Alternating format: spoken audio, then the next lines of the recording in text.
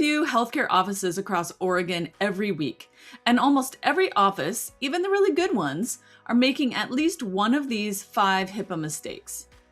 The surprising part? Most teams don't even realize the potential consequences of these actions. Hi, I'm Kelly Nodicke, CEO and Compliance Consultant with Healthcare Compliance Associates. We help dental and healthcare practices build practical compliance systems, and today I'm sharing the 5 HIPAA violations we see most often and exactly how you can prevent them. And stick around until the end because the 5th mistake is one that quietly contributes to almost all the others. Here's the good news. Most HIPAA violations aren't intentional.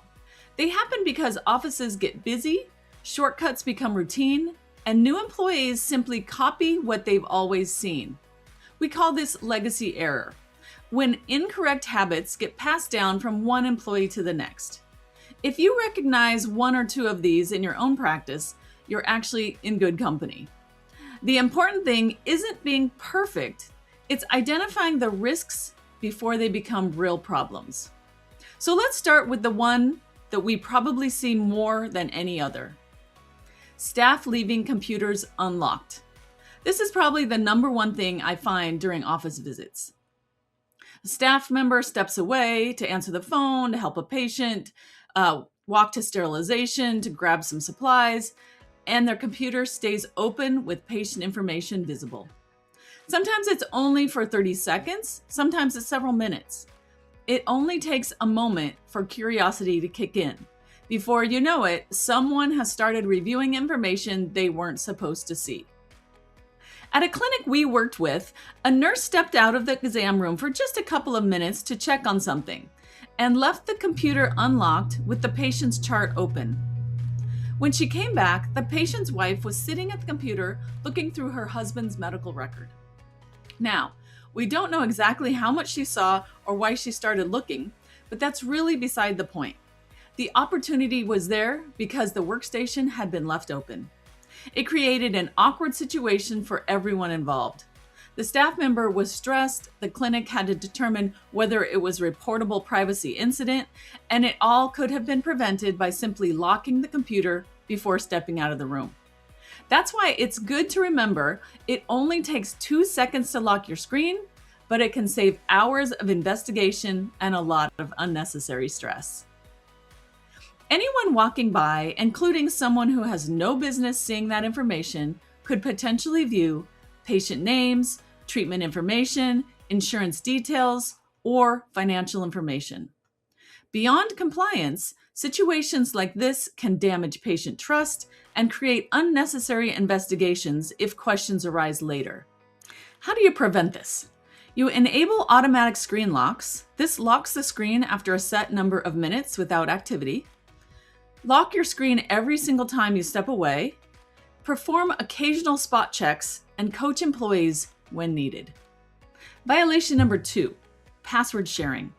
One of the biggest issues we see isn't necessarily that staff are sharing their electronic health records passwords. In fact, many offices do have individual electronic health records or electronic medical records logins. The problem is that everyone shares the same computer login. So multiple employees sign into Windows or the workstation using one shared username and password. And then each person opens their practice management or electronic health record software with their own credentials. While that may seem harmless, it does create unnecessary security risks. Shared computer logins make it harder to determine who is actually using the workstation if there is a security incident, unauthorized access, or a malware event.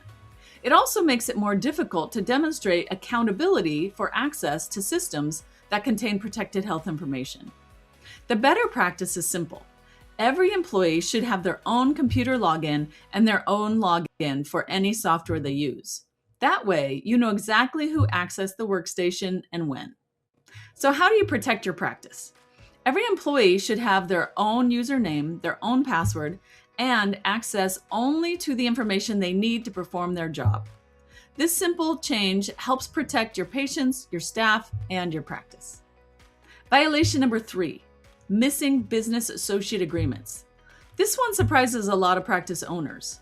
If another company creates, receives, maintains, or transmits protected health information on your behalf, they generally need a business associate agreement, or BAA. Think about companies like IT companies, cloud storage providers, billing companies, practice management software, backup services, answering services, and increasingly, AI tools that help with documentation, transcription, or administrative tasks. If they access patient information, in most cases, a business associate agreement is required before that vendor handles protected health information on your behalf. Start doing this as soon as possible. Review every outside vendor. Ask, do they have access to protected health information? If the answer is yes, verify that an appropriate business associate agreement is in place and keep a copy with your HIPAA documentation. An expert tip: anytime you're adding a new service, make it a habit to ask one question before you sign the contract. Will this company create, receive, maintain, or have access to protected health information on our behalf? If the answer is yes, find out whether a business associate agreement is required before moving forward. Create a simple vendor checklist that includes vendor name, PHI access, yes or no, BA requirements, BA signed or not, and then the date that it was reviewed. This makes your annual HIPAA review much easier and helps ensure nothing falls through the cracks. Violation number 4, no current HIPAA risk assessment. This probably is the biggest documentation gap that we find. Many offices have verbal expectations, training, maybe the notice of privacy practice, some other basic forms, but they've never completed or regularly updated their HIPAA risk assessment. The risk assessment helps you identify technology vulnerabilities, physical security concerns, employee risks, and workflow issues that could expose patient information. It's not something you complete once, file away, and then forget. Your risk assessment should be reviewed at least annually, and anytime your practice experiences significant changes, like implementing new software, changing offices, adding providers, or changing workflows. If you haven't completed a risk assessment or it's been sitting in a binder collecting dust, set aside time to review your current risks and vulnerabilities, update your documentation to reflect how your practice operates today, and create an action plan to address any gaps that you identify. Remember, the goal is to identify potential problems before they become a HIPAA breach. Violation number 5, inadequate employee HIPAA training. This brings us to the issue that quietly contributes to almost every other violation that we've discussed. Many practices think HIPAA training means watch a training video, sign this paper, done. But effective HIPAA training helps employees understand how privacy applies to the work they do every day. Employees should understand how HIPAA applies to the conversations they have, the emails they send, the passwords they create, the workstations they use, and how they respond if something goes wrong. The strongest HIPAA compliance programs don't rely on annual training alone.